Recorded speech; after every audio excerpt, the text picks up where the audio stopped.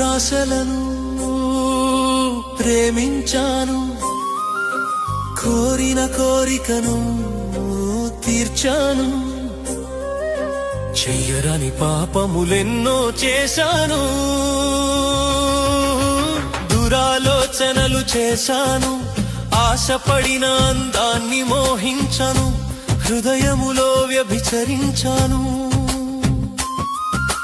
దృష్టి కోల్పోయాను, మంచితనం కనపడని మృగాన్ని అయ్యాను, మానవత్వం మరిచాను, దేవుడంటే భయము లేక భరి తెగించాను.